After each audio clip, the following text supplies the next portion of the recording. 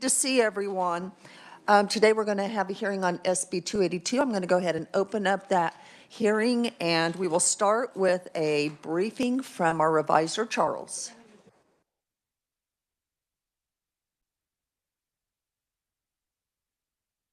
Thank you, Madam Chair, members of the committee. I'll try and be quick so we can get to the conferees.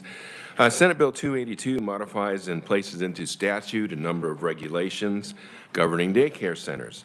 If you've taken a look at the bill, you'll see that it's very detailed, and that's because essentially it is taking regulations, modifying them, and putting them into law. The bill also adds some new terms and accompanying changes to the law. Primary focus of this bill is on provisions that would regulate child care centers, daycare homes, and group daycare homes. And these terms are defined in Section 9 on pages 14 and 15. Those are important definitions. Child care center means a facility that meets child care center regulations and provides care and educational activities for children who are 2 weeks to 16 years of age for at least 3 hours, but less than 24 hours per day, or care before and after school for school-aged children. Daycare home means the premises where care in premises there is an important word, where care is provided for a maximum of 12 children under 16 years of age with a limited number of children under 5 years of age in accordance with Section 2. And then group daycare home means premises where care is provided for a maximum of 15 children under 16 years of age, including a limited number of children under 5 years of age. There are also definitions for infant, toddler, other definitions that are important, and those are on pages 14 through 16 of the bill. Starting with new Section 1, addresses staff training and education requirements for child care centers. It sets training requirements, first of all, for a program director, which is, again, a defined term. If you look at page 16 of the bill, you can see how program director is defined.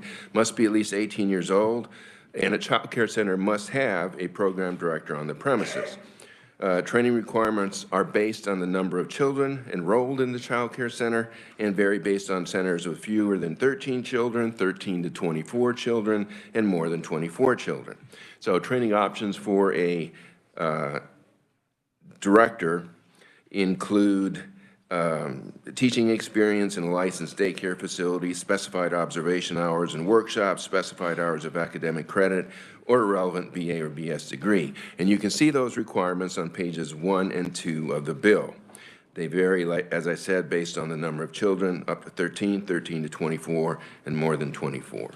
A group leader, and again, that's a defined term, you can see the definition on page 15 of the bill, must be at least 18 and possess either high school diploma or equivalent education, and then must also meet specified experience caring for children in a licensed daycare, teaching in a licensed daycare, or meet observation and workshop or academic credit hour requirements, and you can see those on page 2 of the bill.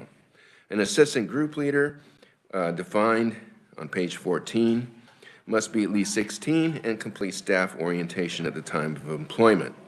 And you can see that on page 2 of the bill.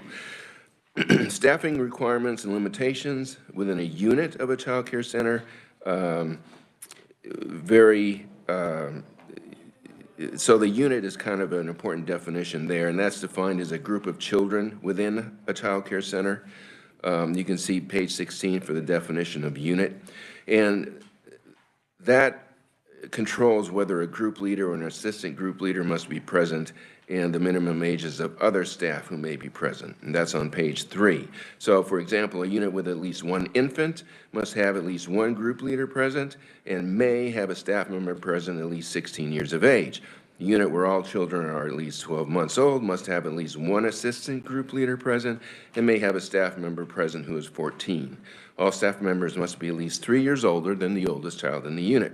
And you can see those staffing requirements and limitations, and again, that's within a unit of a child care center on page 3 of the bill.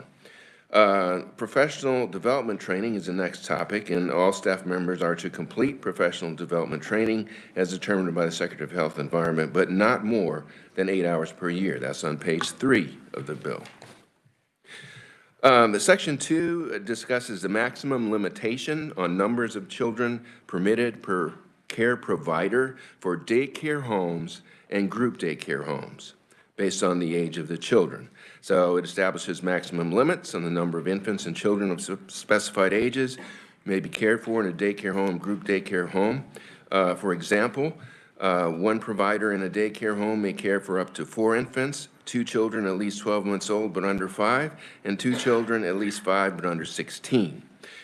A group daycare home with one provider may care for up to 15 children if they are at least 5 but under 16. And then there are similar limitations for group daycare homes with 2 providers. And there are additional rules and exceptions set out that govern how the number of children are counted.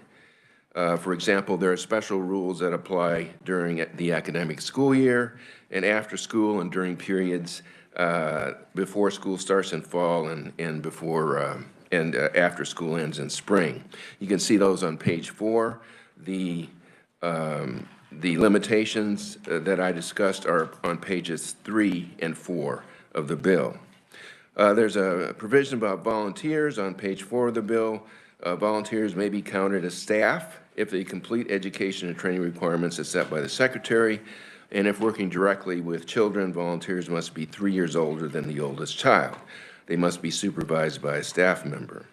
There's a preemption provision in the bill on page 4, prohibits cities or counties from restricting the maximum number of children for which a daycare home or group daycare home may be licensed as allowed under the bill.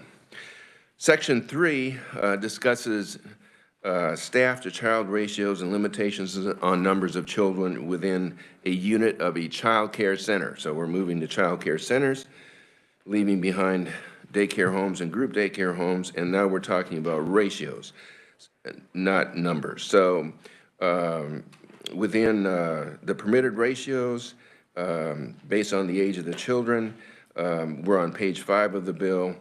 For example, the minimum staff to child ratio for infants is 1 to 4. Maximum number of children per such a unit is 12. For toddlers, the minimum ratio is 1 to 7, and the maximum number of children in such a unit is 14. And those ratios are set out on page 5 of the bill. There's a similar provision with respect to volunteers. That's on page 5. Preemption, again, on page 5. Cities and counties may not reduce the ratios of staff to children or the number of children per unit further than is set forth on the bill. That's on page 5.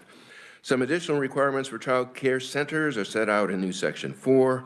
Child care center must meet fire protection, water supply, and sewage disposal requirements of the local jurisdiction.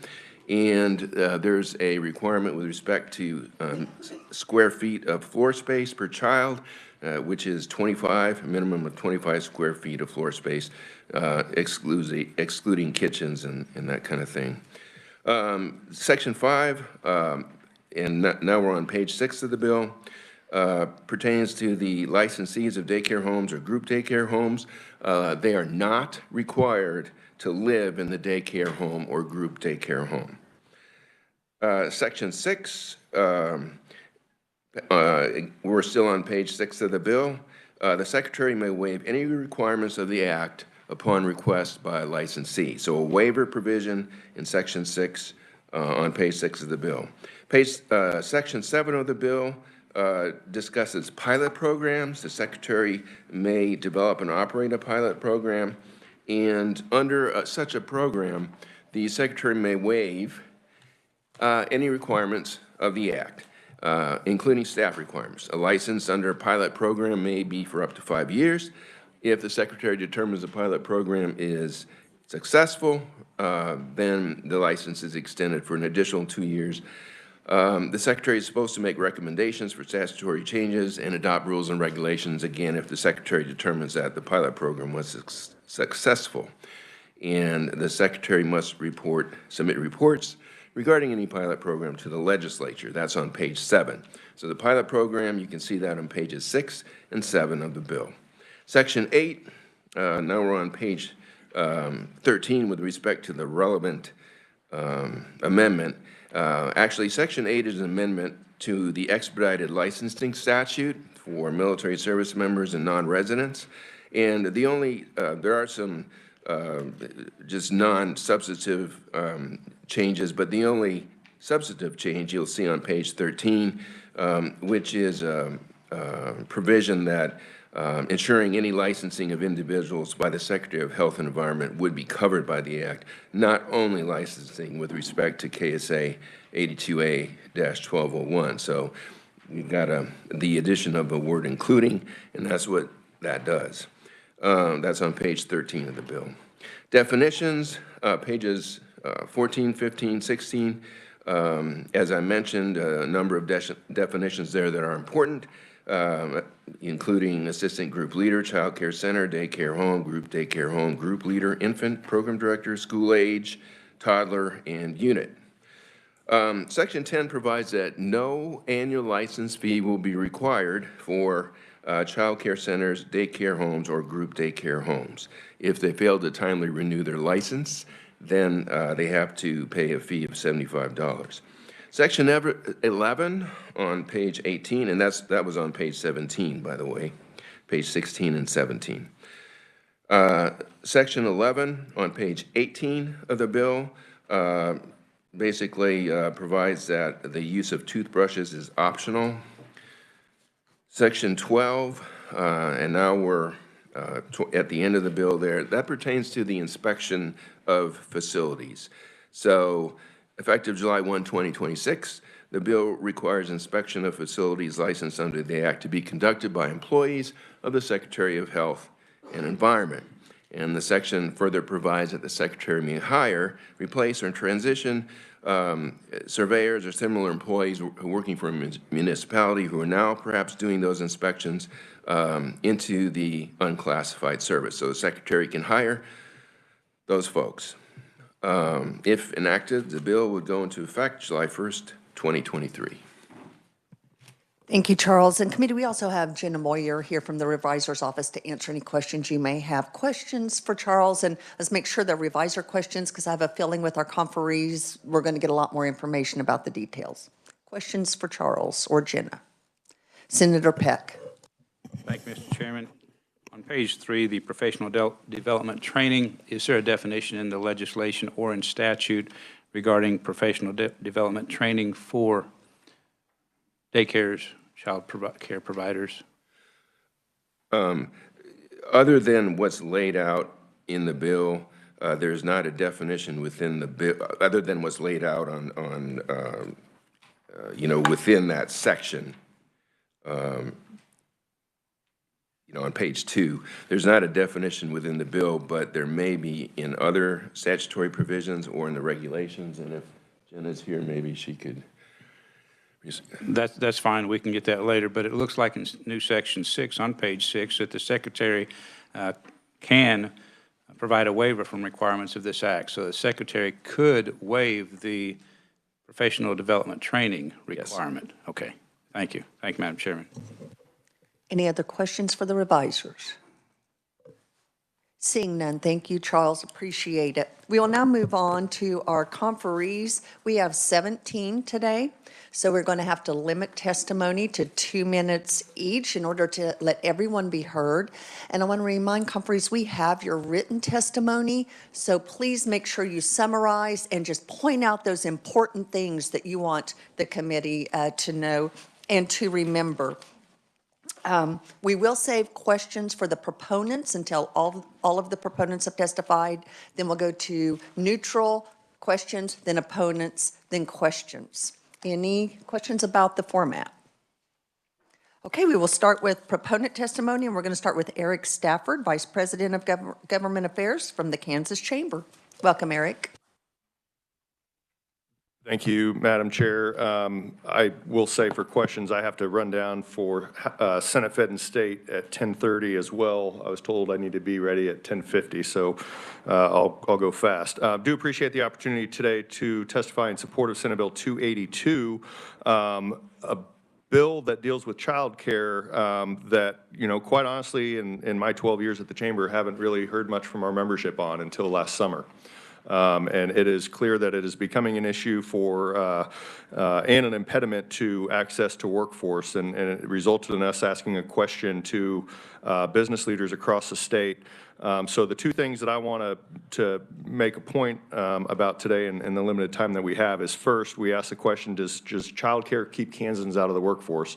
65% of respondents in our CEO poll at the end of November said yes. These are 300 business owners from across the state, geographically and industrially representative of the state of Kansas, but not necessarily chamber members. It's a blind survey, scientific survey. So clearly it's an issue and concern for the business community. Which has resulted us in engaging in and helping the folks who have been working on this legislation. The second thing that I think is important to address is that this bill will provide immediate release to the stress of the system by modestly and safely increasing ratios in a way that does not go overboard. It's still sensitive to the safety of the children, but at the same time, Kansas has some of the most restrictive ratios in the country. So if there were 2 points that I'd like to hit on is one, the business community is starting to feel the concerns over access to childcare, and two, that this will result in immediate help to the childcare industry. So happy to answer any questions. I will be back. I will run downstairs for that hearing, but happy to answer any questions at the appropriate time that you guys are on. Appreciate the opportunity to be here today. Thank you. Appreciate your testimony. Committee, next we have Chase Blasey. Senator Blasey, welcome to the Commerce Committee. Thank you, Madam Chair and members of the committee. I just want to quickly say, when I got elected, this was one of the first things I wanted to tackle, and I appreciate Senator O'Shea working with me to put this bill together. There's various bills throughout the legislature that are being put together to help address this issue of child care, and this is just one of those. This is the regulatory side. And so today I'm testifying as a father, as someone who has firsthand experience in child care. When we adopted our one-year-old son, we called over nearly a dozen child care centers in Wichita looking to place our child. Wait lists were 1 to 2 years. And you know, we've heard from many stories from friends, neighbors, and just many constituents who've expressed the trouble of finding safe, affordable child care. It's a major issue in Kansas. I just want to quickly share, we have a really good friend who lives in Northeast Kansas. He's an engineer. She works in the medical community with, like, my wife, and they had their child last summer. They had their child on a waiting list. They had him put in this facility. KDHE came in, kicked the child out, and we won't go into all those details, but more or less, the mother, who is a highly educated medical professional, had to leave the workforce once again, which we all know we have shortages in every workforce. And so they're struggling to get her back to work so they can get that child placed in a facility just because the wait lists are just so long. So, you know, the child care crisis affects all demographics. It affects all races, all socioeconomic standards, rich, lower income, rural, urban. This shouldn't be a partisan issue. This should be an issue that we can all work together to address. You know, Kansas has some of the strictest racial requirements in the nation. And so when my third child arrives in June, we'll have 2 kids in child care, and those 2 kids in child care will cost more than our annual mortgage. And that's a 15-year mortgage. It'll cost more than a mortgage. And this is an issue that's facing many young Kansans in our entire state. It's a big issue, and it also hurts our workforce, just like the couple I mentioned in Northeast Kansas who left the workforce because she couldn't, someone had to watch the kid. And ultimately, I think this is affecting our birth rate. I mean, look at the birth rates in our country. They're dropping quickly, and this is one of the reasons why.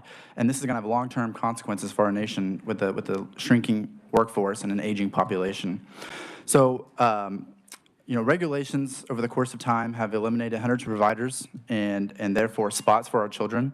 I hear all the time from local churches and local providers who've had to quit because of some of the regulations that went into place. And I just want to share that for all stakeholders who are here today, obviously a lot of people in the room, they care about this issue very much. You know, this is just the first step in that process. This bill obviously is not in its final draft. There will be conversations, and Senator O'Shea and I are receiving lots of great input from providers and stakeholders, and you'll hear from some of them today. Senator, Oh, appreciate it. 8 minutes. Wow, that was quick. All right. It goes Anyway, fast. I appreciate it. Stand for any questions you. at the appropriate time. Thank you. Thank you. Next, we have Andrew Weens on behalf of Opportunity Solutions Project. Welcome, Andrew. Thank you, Madam Chair, members of the committee. My name is Andrew Weens, representing Opportunity Solutions Project today in support of Senate Bill 282. I do want to say I'm a blessed father of 3 children, all of whom are in some form of child care right now. The older 2, my 4- and 3-year-old, are in a center, and my 1-year-old is in a daycare home. So their development is important to me, and I want to make sure they're safe and continue to grow through child care, their experience. I believe that this bill will provide much-needed relief for working families through long overdue regulatory reform. I don't think this is a silver bullet. I've talked to many of you on the committee. This won't fix everything overnight, but I think it makes progress in the right direction. I'll also say that I don't speak for the opponents, obviously, but I think the opponents and proponents both agree that there's a child care crisis in Kansas, and we need to do something to, I believe that we need to take steps to improve that. So it's around affordability, availability, child care wages, et cetera. I believe that the latest stats from Child Care Aware show that there's more than 80,000 additional spots that we need in Kansas to fill demand. That is a big gap. I think that one of the maladies behind these symptoms, affordability, availability, low wages, is our overly strict staffing ratios. And this bill takes some reasonable incremental changes to improve staffing ratios, relax staffing ratios, and allow staff to watch more children. Interestingly, the department, KDHE, actually promulgated some regulations related to daycare homes last year that were dealing with increasing the ratios for daycare homes and group daycare homes. And they actually had a hearing in front of your Rules and Regs Committee in October. And I think some of the statements they made, I have in my testimony on page 4, in their economic impact statement. They said that parents will benefit with more infant care available, enabling them to go back to work. Licensees would benefit as they would be empowered to care for more infants than they could previously legally, which could thereby help them stay in business and meet community needs for childcare. So I think the agency, at least in that respect, believes that ratios can improve things. Obviously, we'll let them speak for themselves later today. And with that, I appreciate your support for this. My testimony is 10 pages, so if you want to take a look at all the things it does, there's a lot in here, but appreciate the time, Madam Chair. Thank you. Thank you. And Andrew, will you be available for questions? Thank you. Next, we have Darlene Stone, Senior Vice President and Chief Experience Officer, Stormontvale Health. Welcome to committee. Thank you. Thank you for having me. As mentioned, I work for Stormontvale Health. We employ 5,700 employees in our organization. We also own an on-site child care center called Building Blocks. In early 2022, we started the process of expanding our Building Blocks program because we have an extensive waiting list of our own team members and community members that were waiting for child care in our community. We wanted to rapidly expand our center, and at completion of our project, we will have 2 licensed centers that will have capacity for 321 children with an additional 129 spots in our Topeka market. I want to share my experience because in my background, I have for 25 years opened 2 other centers in 2 different states, and I believe the regulations are very different in Kansas that's causing this child care shortage. We've talked a little bit already this morning about the ratios. I believe strongly that we can modify our ratios just slightly along with square footage that can easily open up capacity, but still maintain high quality and safe care. I have done that in other states and in other centers. I want to also talk this morning about the requirements that are added for centers that have over 100 children in them. There's an additional requirement for your center director that you must have both a director and an assistant director that meet the qualifications for over 100. This is important to know that there's an extreme shortage of these number qualified candidates. The current regulations require a very specific degree in early childhood education or early childhood development. It's very specific, and they must have certain years of experience in the center. These qualifications are hindering our ability to expand our centers and are keeping centers at a lower level of capacity, even if they're able to be licensed for something more than that. In our particular center, we have to have 2 licensed centers with 2 directors of over 100 and 2 assistant directors, even though our centers will be 0.3 of a mile apart. Now, as we've been recruiting for the expansion of our centers, we were able to recruit 1 director from Head Start. However, we have been in the search for a second director. And we did attempt to apply for a waiver through the agency for a candidate that we had. The candidate spent 8 years in the Siemens School District as an elementary and special education teacher, and she worked 4 years previously for us in our center itself. She holds a bachelor's degree in special education. I'm sorry.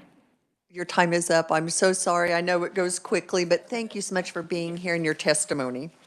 Next, we have Elizabeth Patton, State Director, Americans for Prosperity. Welcome, Elizabeth. Thank you, committee. My name is Elizabeth Patton. I am the State Director for Americans for Prosperity Kansas, and I am coming to you this morning in 2 veins. One as a working mom of 4 young kids, and the other as someone who is, strangely enough, passionate about red tape removal, as you have heard me talk about over the years, and even in front of this committee. I really love this bill. I think it's directionally positive. As you have heard in other bills, KDHE has the most regulations on the books of any other agency in Kansas by far. And not saying that every single one of those regulations is unnecessary, but I do think that this is the first step in reviewing and weeding out those that are truly red tape. Reading through this statute also made me wonder how many times the word toothbrushes appears in Kansas law or in other states outside of maybe dentistry licensure, but it does here. So anyway, I have had so much experience as a working mom, taking my kids to multiple different locations in the morning, having a lot of I won't get into the details there, I have 2 minutes, but it can be extremely cumbersome for parents, and I have seen it firsthand. I've seen it with my friends. It is a problem in Kansas. I won't repeat all of the statistics that you have heard from previous conferees, but we do believe that this is something that will not only help address some really significant occupational licensure issues that do not inhibit the health and safety of our kids or our providers. These are smart reforms that keep those things at the center, but we are removing those that aren't necessary, that aren't doing those jobs, and perhaps are going in the opposite direction. So I would ask that the committee please support this bill. Please see this as a really smart opportunity to take a first crack at removing unnecessary licensing barriers, unnecessary regulations, and help parents across the state. Thank you. Thank you. Good timing. Appreciate that. Next, we have Allie Devine, lobbyist, Alliance of Boys and Girls Clubs. Welcome. Good morning, Madam Chair, members of the committee. I'm Allie Devine with the Kansas Alliance of Boys and Girls Club. They serve about 20,000 kids across the state. We're here in support of the bill, but we need a couple things fixed. We are licensed as drop-in programs, which we can, the statute that pertains to drop-in programs are KSA 65-527, which we attached. It's primarily directed for out-of-school and summer programs. And in the drafting of this bill and putting some of the regulations into statute, it may have drawn us into regulations that we are not currently in or don't want to be in. So we're asking for clarification by an amendment to put our definition into KSA 65-503 to make sure that we're not connected to some of the other broader definitions of child care centers, daycare facilities, and a litany of those. We also strongly support Section 6 and 7, which is the waiver provisions and the pilot programs. Again, the pilot program appears to be limited, and we would want to make sure that we're eligible to have that option or flexibility. With that, I'll be happy to answer questions, and thank you. Okay. Thank you. Appreciate it. Committee, next we have Nick Felder, Bright Minds Academy, and I believe he's on WebEx.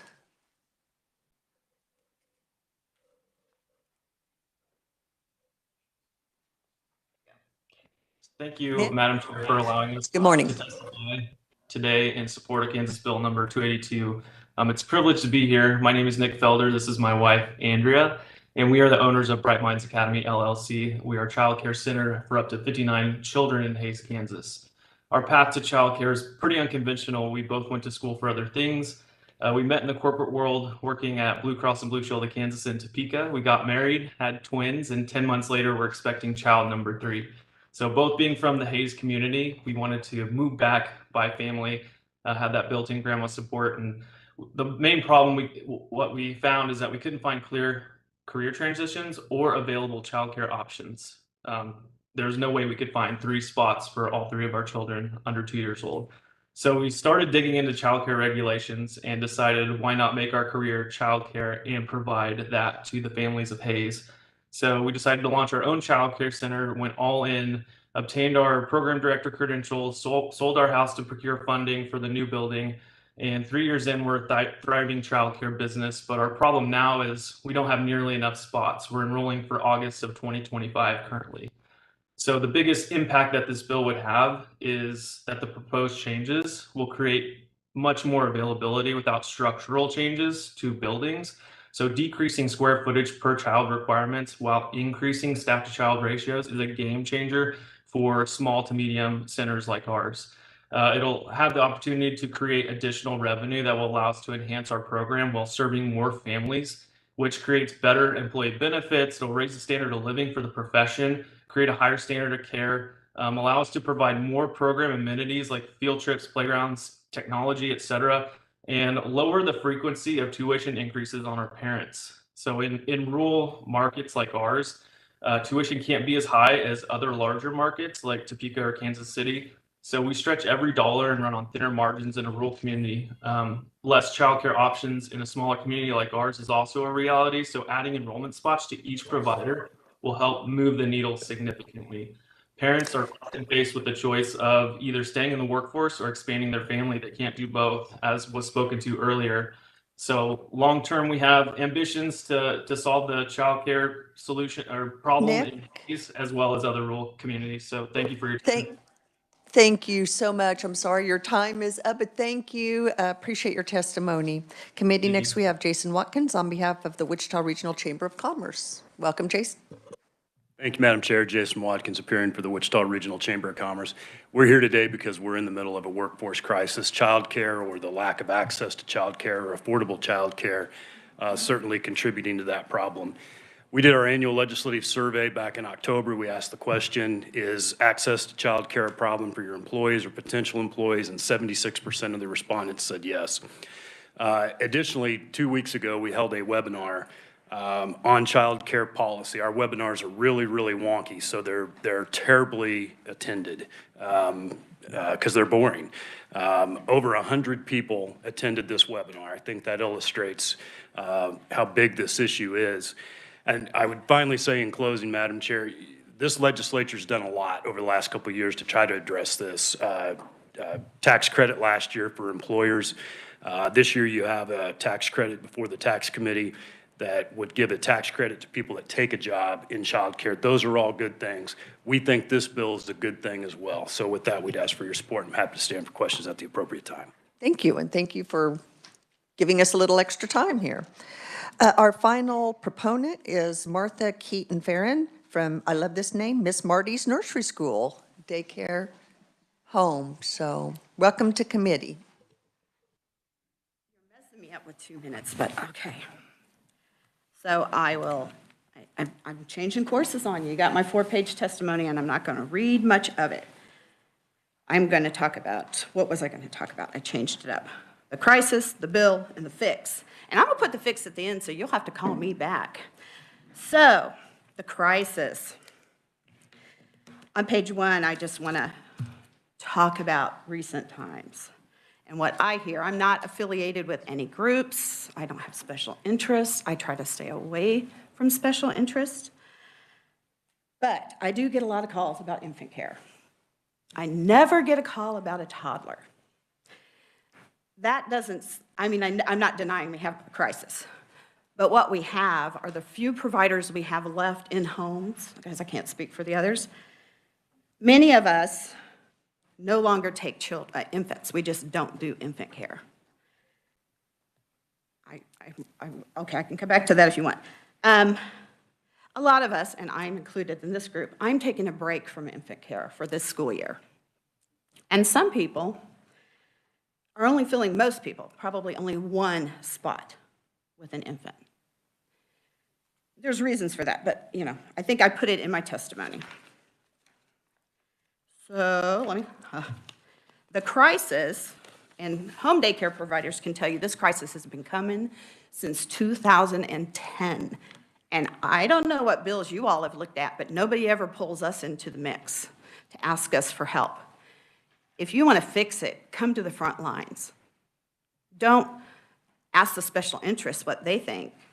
Don't ask all the associations. Come to the front lines. Find the providers in your area and talk to them. You have to talk to the centers.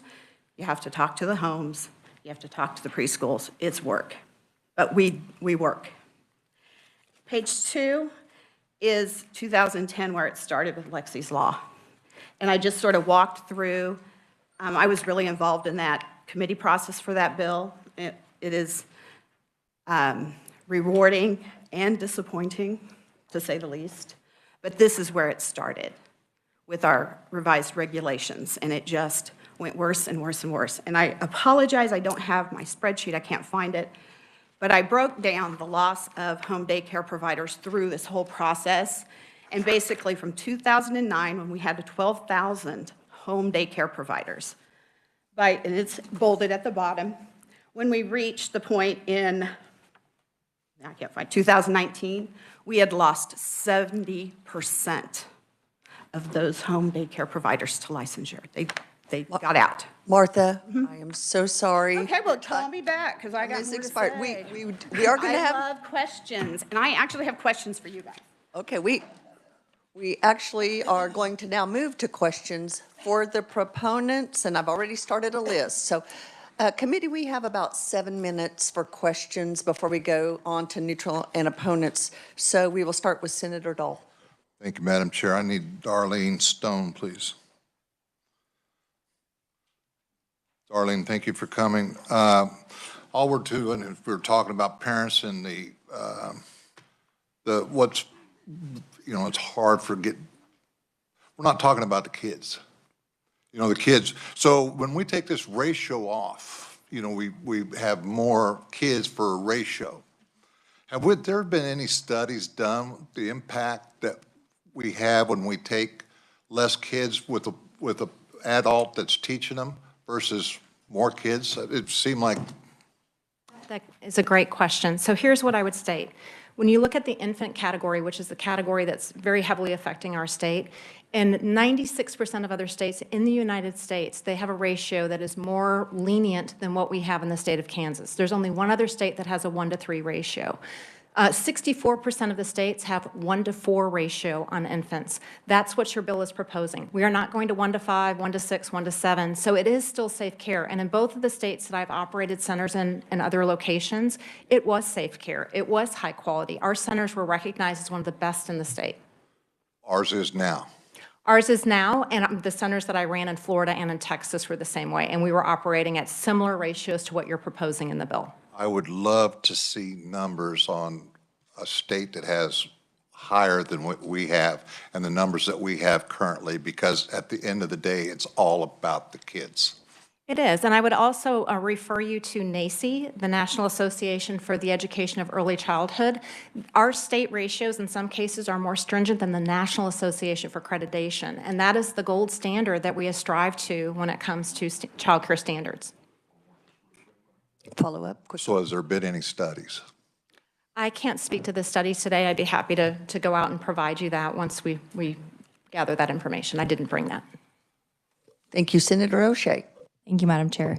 So it's just a comment real quick. It's also not safe if there's not care, to Senator Dahl's point. So my question is also for Darlene. Can you finish what you were sharing about the Siemens School District, or the person you had qualified, and then Head Start and looking for a director? Yes, as I was sharing in my testimony, we had a very qualified individual that we wanted to employ to be our second director for the center that will have over 100 kids.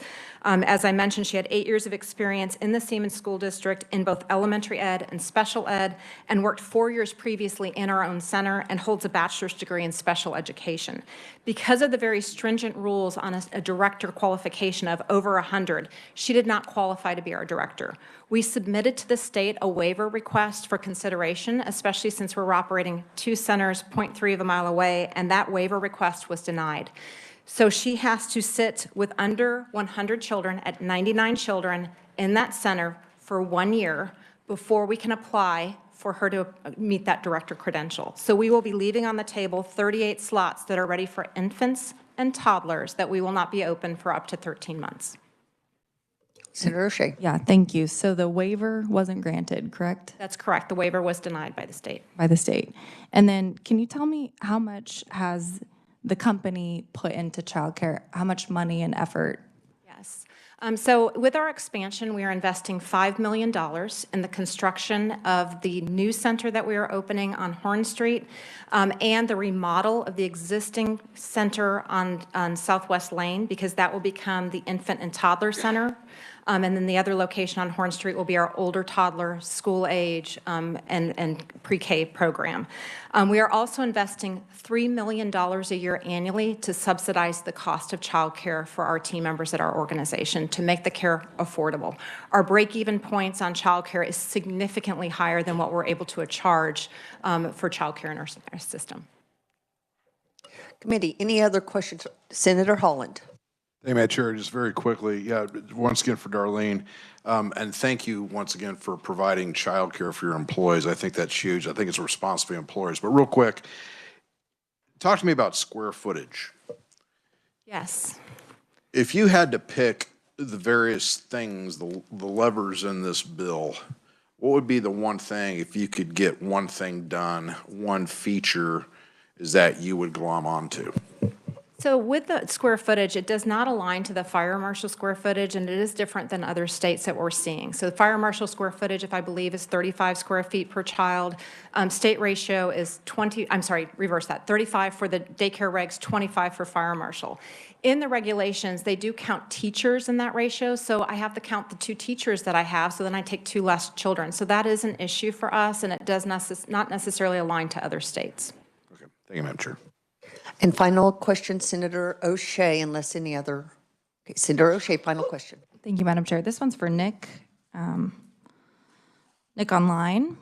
I'm curious, you talked about you guys' business and what impact this will make to your business. And also, can you just talk a little bit about why you believe it is safe?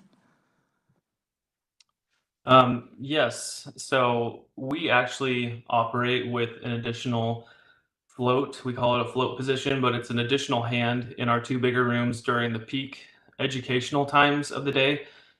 So we think it would be safe from that perspective that if you have additional children, and have access to that additional revenue, that you're able to employ additional hands that can bounce between rooms.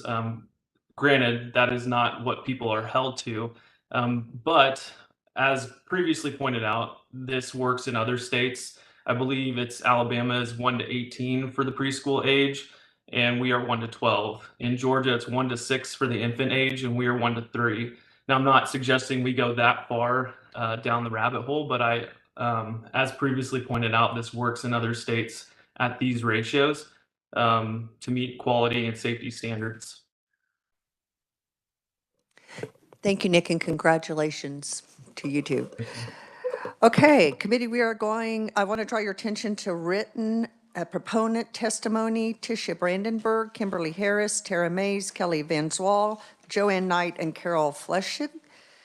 We will move on now to neutral testimony, and we have Melissa Rooker, Executive Director of the Kansas Children's Cabinet and Trust Fund. Welcome back to committee, Melissa. Thank you, Madam Chair, and thank you, committee. There is a lot of ground to cover, and there's not enough time for anybody here to actually fully develop their testimony to you. There is a wealth of data available. There is work underway in the state. The Cabinet is taking a leading role. We visited earlier this session about some of those projects. My ask today as a neutral proponent is for time to set up some committee hearings in a process that would allow you to fully vet this subject matter. Maybe an interim committee would be in order so that we can come back to you with information. This is a complex issue. You're not going to solve it by passing any particular bill.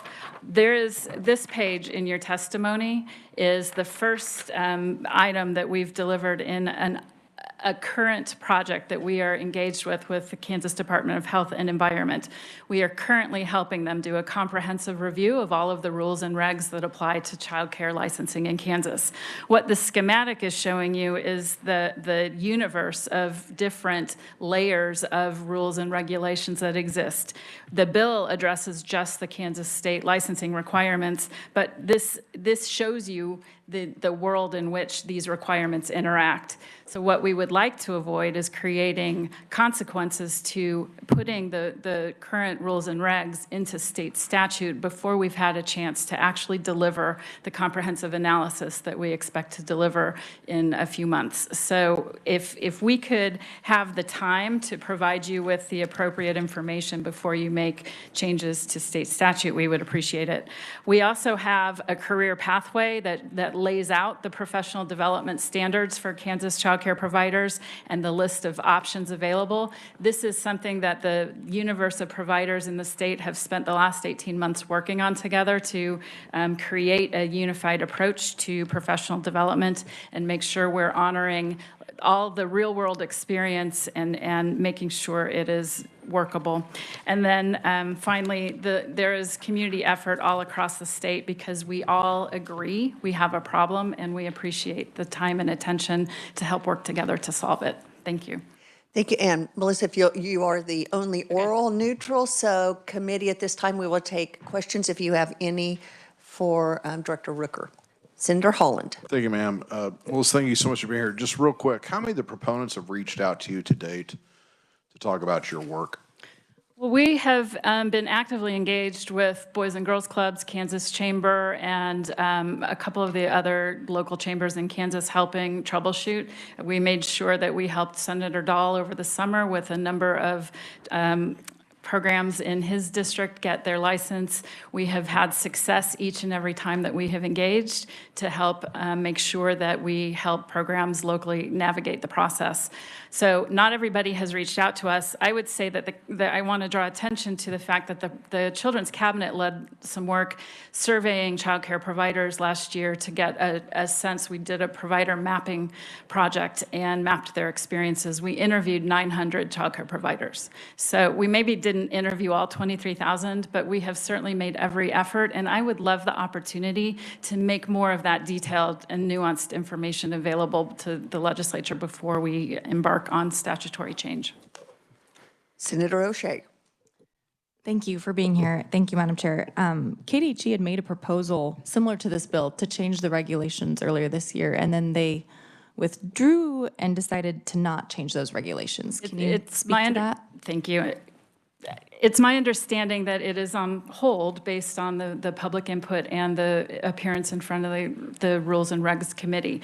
It is what led to our involvement with the agency to do a comprehensive review. That was regulations pertaining to one rule, which involved the licensed daycare homes. What we would like to propose is a comprehensive approach so that we are addressing the whole universe of changes that need to be made. Senator O'Shea, follow up. Thank you. A follow up is what influence does the legislature have on any of that process? Well, I mean, what influence you have every opportunity to engage with us, and we have Senator Erickson on the Children's Cabinet Board.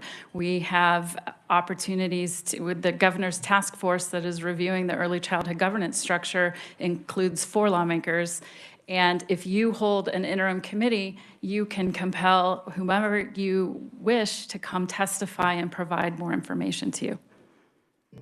And final question, Senator Dahl. Thank you, Madam Chair. So you say you need more time, an interim committee type thing. During this interim committee, because we're notorious for kicking the can down the road. So if we had an interim committee and we were able to get a group together, how many times would you have to meet? How long would this process take? Because we got to get something done. We're talking about our kids here. We can deliver the comprehensive review with recommendations for what we see in the current rule and reg universe that should be changed. We have some issues that we need to change to remain in compliance with some new federal guidelines. We have all of the input from the field. We know we have the opportunity to modernize some statutes or some regulations that date back to the 1980s. There is a lot of work that we can do together. This is not the path forward to that. If you enact this and undercut the efforts, because this review process is in the work, it's in process now. So it's extensive and we need some time to complete it. If we had an interim committee type thing happen, I could care less what other states do. It's like when Dad said, well, they get to do that down there. Why can't I do, I don't like that part. I would love to see a study done to see what the right number is. There's got to be a magic number somewhere. And so I would love to see that magic number. That would make a great impact on my decision. Madam Chair, thank you. I would say there's best practices, there's national standards, there's a wealth of information we would love the opportunity to bring to your attention. So an interim might have a day with subject matter experts and reporting out from the studies that have been done and the research that exists. We know tomorrow is a summit called the First 1,000 Days, because that is the most important time in a child's life for brain development. We want to make sure we maintain high quality standards for those first 1,000 days of a baby's life. There's all kinds of information. You could have stakeholders come and you can dig deep into provider experiences, and you can have time to work things out amongst yourselves once you have taken in all of the information that we would hope that you would consider. Thank you so much. Appreciate you being here. Committee, I will draw your attention to neutral written only. Tim McKee, Dennis Kriesel, Wesley McCain, Michelle Howard, and Chris Stanier. We will now go to opponent testimony. And first up, we have Ashley Goss, Deputy Director for Public Health, Kansas Department of Health and Environment. Welcome, Ashley. Good morning, Madam Chairwoman and committee. Thanks for allowing us to testify. I will be quick. You have my written testimony in front of you. A couple of things that I want to point out. We are standing as an opponent to Senate Bill 282 for the following reasons. The changes are not requested necessarily by the child care community or the child care advocates. And as Melissa pointed out earlier, we would like to put together a work group to listen to what they really need, what would be really helpful, and bring some more conversation around the table with our partners. Putting this in statute would not allow us to do so. It also does not consider the national health and safety standards critical to children's health and development, decreasing our staff qualifications while increasing group size. To Senator Dahl's question, there is actually information out that does talk about best practices for adult to children interaction and what's best for their developmental brains. Next, I also want to talk about real brief that this also reverts us back to outdated processes. These are things that we had put together early. So in new section 1, it takes us back to the 80s. So we've modernized since then and have put things in regulation that are easily changed. In addition to the pilot project, many of you are aware of a pilot project for small centers, which would allow a new model to have 13 to 23 children. This idea came to us from a provider in rural Southwest Kansas. And this is something that we listened to, talked about, and now are able to grant exemptions or exceptions in order for that pilot to happen, which we will be pursuing over the next coming months with her. And in addition, one other thing to note is in regard to exceptions. KDHE has actually issued 615 exceptions to the regulations since 2019, not only for capacity, also for education, all sorts of different things, director requirements, et cetera. So those are being issued. If this goes in statute, we can no longer do that as well. Thank you. Thank you so much, Ashley. Committee, next we have Kelly Davidov. I hope I'm saying that correctly. Child Care Aware of Kansas. Welcome to committee, Kelly. Thank you, and yes, you said that perfectly. Thank you for the opportunity to join you today. I am Executive Director of Child Care Aware of Kansas, and I'm really grateful for the attention being placed on child care, and I do actually share the commitment and enthusiasm to addressing our child care challenges in Kansas. In reviewing Senate Bill 282, there are 3 changes that I want to highlight and really encourage you to look at holistically. The first is the reduction in professional development and training requirements. This bill cuts those requirements in half in terms of the annual requirement for training and professional development. We worked long and hard as a Kansas early childhood system to establish a strong foundation of quality, and professional development is directly related to the quality of care that our child care workforce is able to provide to young children and to families in the communities they serve. The second change that I want to highlight is the reduction in the minimum age of caregivers. This bill would allow 14 and 16-year-olds to be caring for our youngest Kansans. And then the third change that I want to highlight is the increase in ratios. So when you stand back and you look at those three changes together, what we're doing in this legislation is reducing the level of training, preparation, and overall competence of our child care workforce. We are reducing the minimum age requirements and asking children to care for other children, and we're asking them to care for more children. All taken together, these present really significant risks, I believe, to the health and safety of Kansas children. I think there's a lot that we can do to improve our system and our regulations here in Kansas, but these three changes in particular cause significant concern. Thank you again for the opportunity to share some brief comments with you today. You have my full written testimony, and I'm happy to stand for questions at the appropriate time. Thank you so much, Kelly. Next, we have Emily Barnes, Vice President for Child Care Providers, Coalition of Kansas.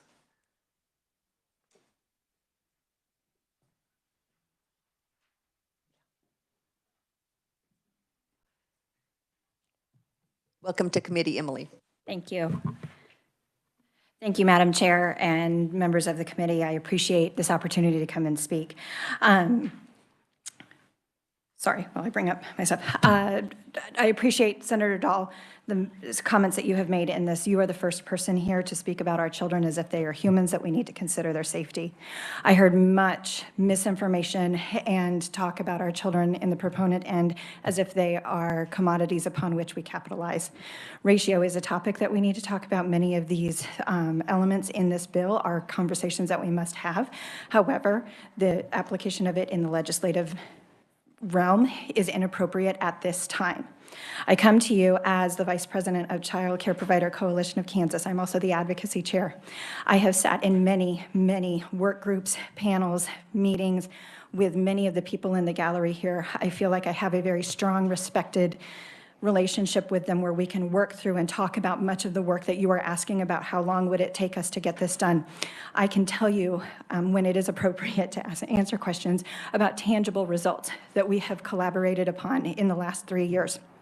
So I come to you to ask you to consider your role in the wise application of how we address this crisis. The child care crisis is real. It is happening.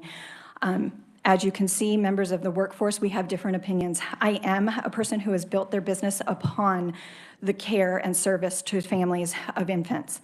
I consistently enroll 2 to 3 infants at a time because that is the need that I am faced with. I came here today forced to look at my families and tell them I must inconvenience you one more time to go back to Topeka, because I cannot promise you that when we have to talk about where we send your child off to from my care, I cannot promise you that these regulations will lead to safe care down the road. I need you to consider that one of the huge factors that is not at the table is, in fact, the workforce itself. If we continue down this path, it goes on a timeline that does not include them and makes it more difficult and strips their autonomy to work within the system. Please be considerate of the fact that you do not have all the voices at the table, and you need to bring us to the table.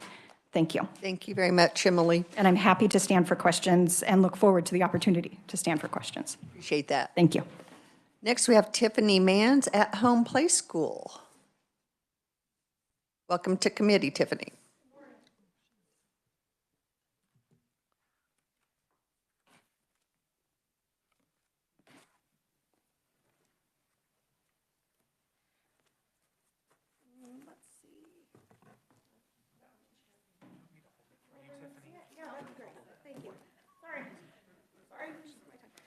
My name is Tiffany Mannis. I am the treasurer of CCPC, the Child Care Coalition. I am the state representative for the National Family Child Care Coalition. And I worked on Lexi's Law In 2010, I was part of the BEST team. And this is a representation of what we're looking at, what we want. We have one provider here with 4 infants. A provider in a home can be in a basement with an egress window. How is one provider in a basement with an egress window, getting 4 infants under 12 months and 4 toddlers who could be just 12 months? That's 8 children who cannot walk out safe in a fire. Furthermore, we have 2 providers who also have Tiffany, 4 infants. I'm going to have to ask you to speak into the microphone for, yes, please. So Thank you. furthermore, we have 2 providers who also have 4 infants. So are 2 providers half as capable as 1 provider? We have part of our solution staring us right in the face. We have a group childcare license, and we do not equitably give them the ratios. Therefore, we take a pay cut as a group provider. However, it's higher quality care. We have 2 adults. There's more supervision. It's safer. It's higher quality.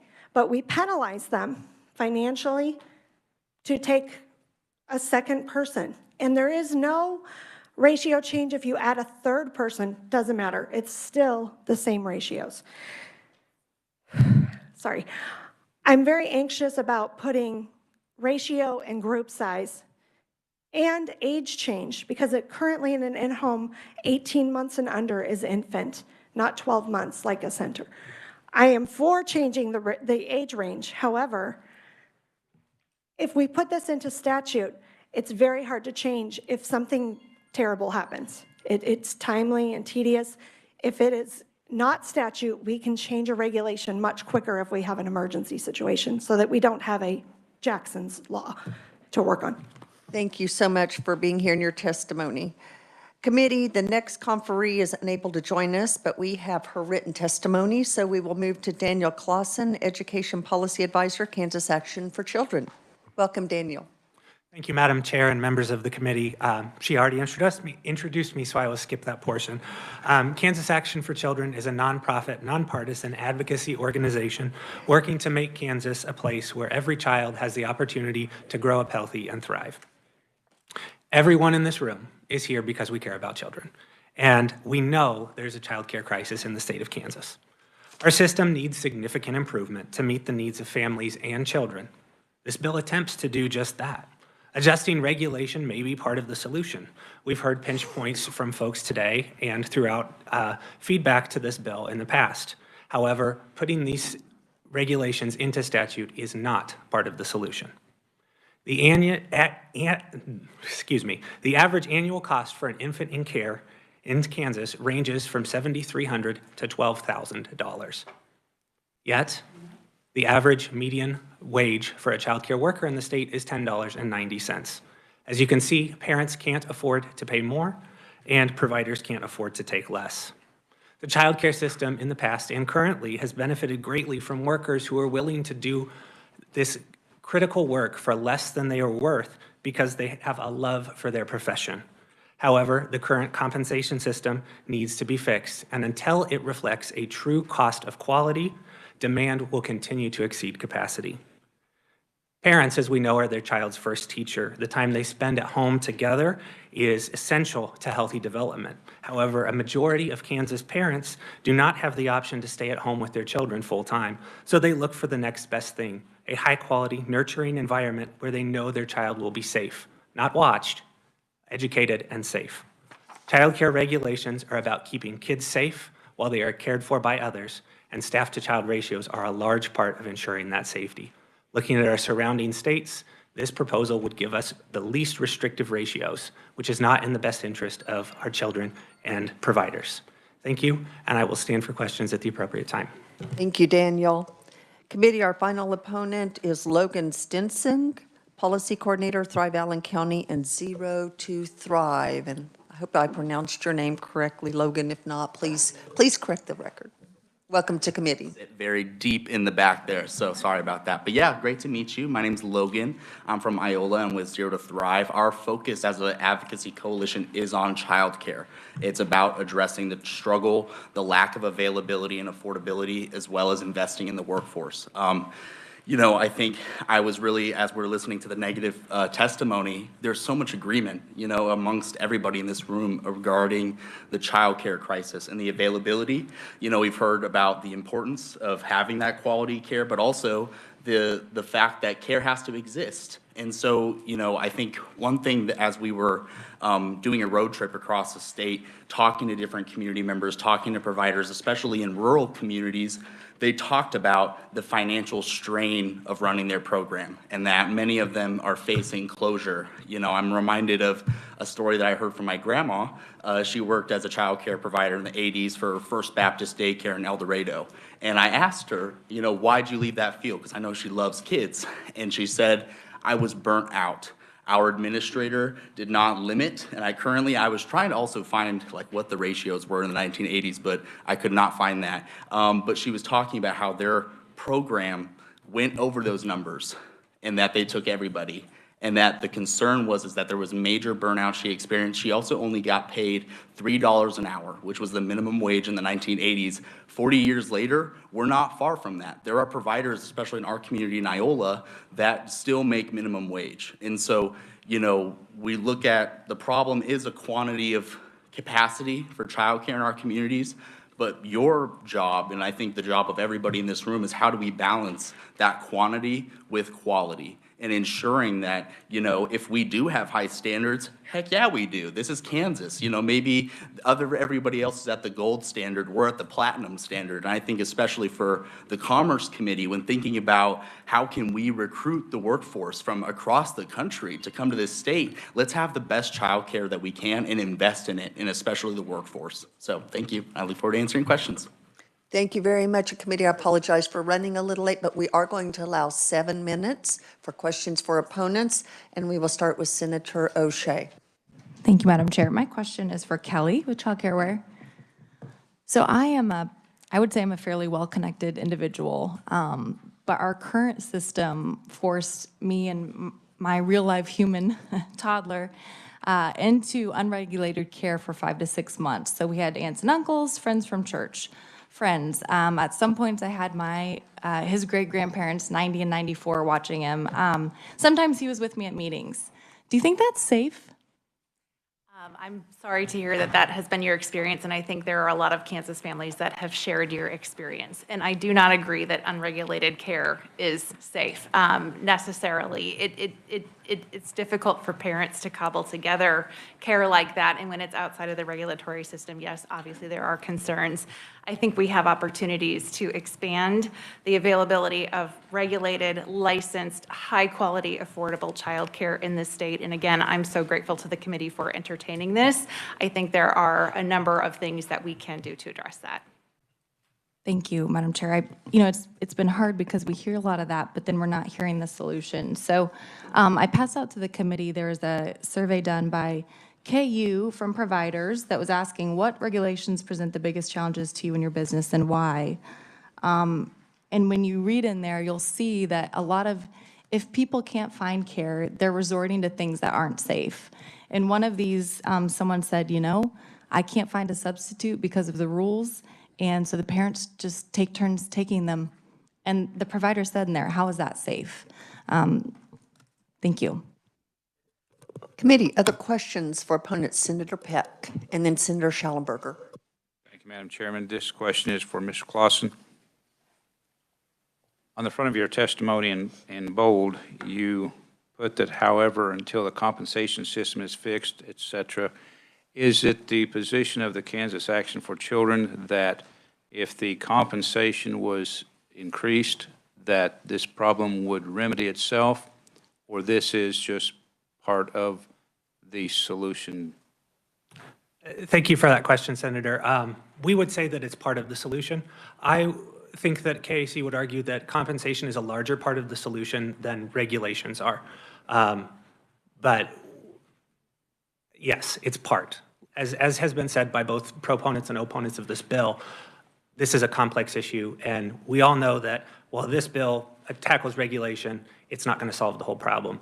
Compensation would be a start, not going to solve the whole problem as well.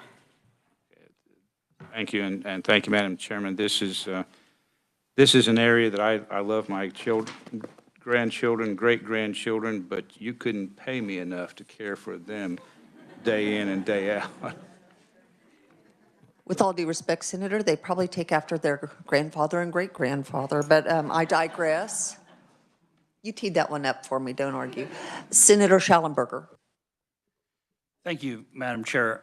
Mr. Clausen, I guess you're handy and you're right here in the front. In your testimony, the child care system benefits greatly from passionate workers who are willing to take less because they love their profession. And I think that was a true statement. And in Baxter Springs, we had a church that provided daycare. And what would happen is the parents would, you know, as you go through the system, your parents would take control. But KDHE put them out of business because these people didn't have them. They cared about children. They loved them. They were their kids. But they didn't have the license. They didn't have the, so isn't the rules and regs putting people who do care out of the system? They would do it for free, but they couldn't. That's a great point. I appreciate that folks have that big of a heart that they would do it for free. But most providers who are providing care can't provide it for free. No, but the rules and regs put those people out of, this church that would do 20 to 100 is now no longer in business. Right. Second, that's okay. No, I have something, I just lost my train of thought for a moment, I apologize. And I lost it again, so go ahead and ask your next question, Senator. That was the only thing for you, but I did have a question for KDHE. Oh, can I respond? I did remember. Okay. I apologize, Chair. Regulations are put into place because this is not just babysitting. This is child development. And when we have 1 million neural connections forming in a child's brain every second from birth to 5, we need trained professionals to be willing to do this, because if we don't have quality care, then we see that later in life in our school system, in our times when we have higher levels of IEPs or more students who are behind because they're not receiving some of the quality care and some of the support either at home or in childcare that they maybe were 20, 30, 50 years ago. So that would be my argument for why we need regulation as a whole. But I do agree that there are regulations that need to be adjusted and changed. Okay, thank you. And And Senator Schallenberger with the final question for opponents. This is Ashley. She's still here. In your testimony, it says that the changes were not requested by the child care community or child care advocates. So are you saying the state of Kansas doesn't care about people if they come off the street, or if they're legislators, that we don't represent, or legislators don't represent the child care community if you're not an association or you have a dues-paying people? I mean, what does that statement mean? Madam Chair, thank you. No, absolutely not. That's not what we're saying. The long and the short of it is we want to be able to hear from everyone to do what's in the best interest of our children, to provide the safest care. So we absolutely care about legislators and their input. We care about people that have kids. We care about our providers. We care about anyone that has an interest. We want to hear from them to achieve the best results for our Kansas kids. Okay, I guess that's the policy experts you were referring to. And finally, I had just one comment. I had a school in Baxter Springs that applied for a daycare license. This was a school, and it took them over 6 months. They said they had never in their lives seen so much red tape, and couldn't believe the state of Kansas wanted to keep them out of the daycare business. Thank you. Thank you, committee. We are out of time. I will draw your attention to opponent written only. There are 15. Please take time to go over and look at those. We are meeting tomorrow. We have a hearing on 2 bills, so check your agenda. I want to thank all the conferees, all of the staff, and Connie especially. She worked extra late collating all this testimony today, so thank you, Connie, and with that, we're adjourned.